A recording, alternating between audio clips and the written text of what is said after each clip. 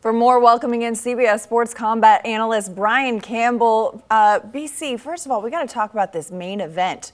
Flyweight champion Alexandre Pantoja looked impressive, winning his 7th straight fight, this time by way of round 2 submission against the UFC newcomer Asakura. What did you make of the champ's performance in this one? I mean, what do I make of his entire reign as champion? For all the talk of parity and the idea that anyone can win the title on any given night at 125 pounds, this is becoming Pantoja's era. And against a newcomer, because he had cleaned out this division, Pantoja was 9-0 against the top 10 coming in. Asakura was dangerous off the start. But look at the pace Pantoja pushed against him. Anytime Asakura landed a big strike, Pantoja instantly countered him. And once he was able to finally bring the fight to the ground and establish control, he made that choke look easy, putting Asakura to sleep. Let's not forget, Asakura is the bigger, more dangerous fighter, a 2-time bantamweight champion in Rizin in Japan. He had to cut down in weight here. But for all the talk that maybe this division should go away a few years ago, maybe it was Henry Cejudo winning the championship that saved it. But it's Alexandre Pantoja that's creating a legitimate reign now with 3 title defenses.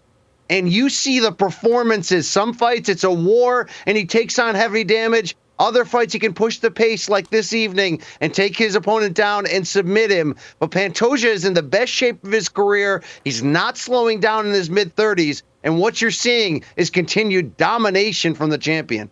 Well, and BC, it's interesting because Asakura making his UFC debut in a championship fight. That's a pretty big deal. And considering as well, as you mentioned, he had to cut weight. His last few fights have been at 135 pounds. So he flew in from Japan, dropped at least 10 pounds. What did you make of his UFC debut, regardless of the result?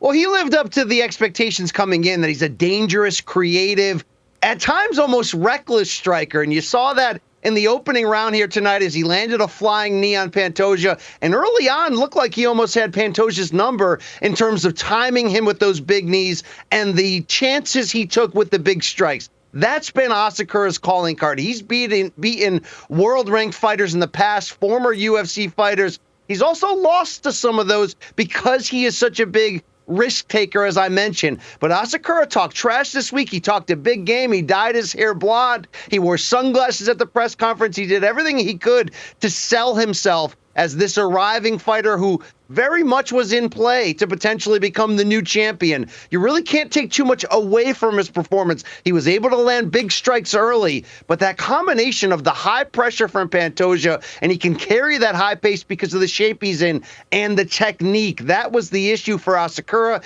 He's bigger, he's dangerous, but when it comes down to that championship form and technique, Pantoja was never challenged really from those big strikes. He continued to walk him down, and as I mentioned, once he got him to the ground, the fight was quickly over. But if you're a fan of flyweights and you know these fights are always exciting at 125 pounds, Asakura is going to be heard from again in this division. There is a lot of parity, as I mentioned. And Pantoja's already cleaned out this top 10 a couple times over. But I expect Asakura to rebound big, and I expect him to stay in this title picture moving forward. So you expect Asakura to stick around here? You don't think, I mean, obviously a tough debut in the UFC, but you think, hey, we're going to see much more from him?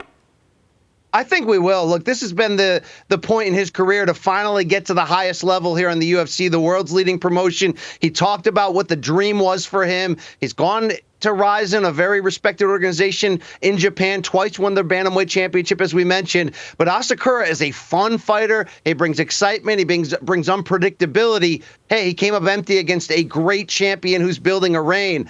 But if you watch this division, he's going to be in it against anybody else on any given night. That's how fun this division is, and that's the excitement that Asakura brings to the table. Well, you mentioned a great champion who's building a reign. Pantoja wasted no time asserting his dominance, hanging on to the flyweight championship. Some call him a bit of an underrated champion, though. So what is next for Pantoja?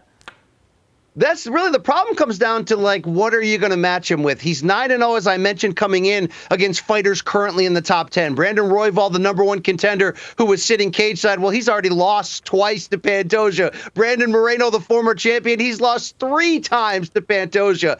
But there are a few names that could break through. Kai Kara-France, another one of these fighters who's been close to the title level before, but lost in big key key matches. He's right on the verge. He has not fought Pantoja yet. That could very well be the next fight. But what's most interesting about Pantoja's performance in the post-fight interview was he called out the greatest flyweight in the history of this game. Mighty Mouse Demetrius Johnson, the UFC record holder for title defenses with 11. We haven't seen DJ in the octagon in years because he was traded to one championship in Asia, where he recently retired, still under contract with one, so it's certainly not a fight that can be made tomorrow. But it's interesting that Pantoja now with 3 title defenses, carving out his own reign, and what did he do? He called out the greatest fighter in this division's history and really one of the 4 or 5 greatest fighters in the history of this sport. I just don't think we can see that business-wise anytime soon. Hey, we'll see. Eventful finish to UFC 310. But before we let you go, obviously the main event was incredible. But the co-main we got to talk about. Shavkat Rakhmonov, the one he remains undefeated, but his finishing streak comes to an end as he wins by unanimous decision. I got to say credit to Ian Machado Gary, who came so close to submitting Rakhmonov in the 5th round. What do you make of the result of this one?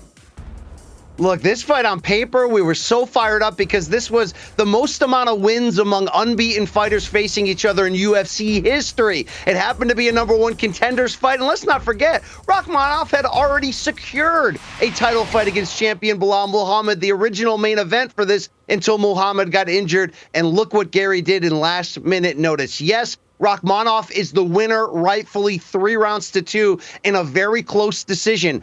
But if you're going to ask me what the story of the fight is, it was Ian Machado Gary. Yes, he was unbeaten coming in, but he hadn't beaten that truly elite title contending level of opponents up to this point. A nice win over Michael Venom Page coming in, but we still had a lot of questions. What we saw to Gary over 5 rounds was really a complete game. Elite takedown defense, great head movement. He forced Shavkat Rakhmonov, his former sparring partner and for a short time his former teammate, into a very tense tactical battle that even though Rakhmonov relied on his relentless grappling to finally take Gary down in round 4 and win that round with ground and pound, you mentioned it, Gary twice threatened a legitimate choke in the final round, and if anything, takes home a giant moral victory. The good news for Rakhmonov, as we said, yes, he goes the distance for the first time in his career now at 19-0, but he's next for the title against Belal Muhammad.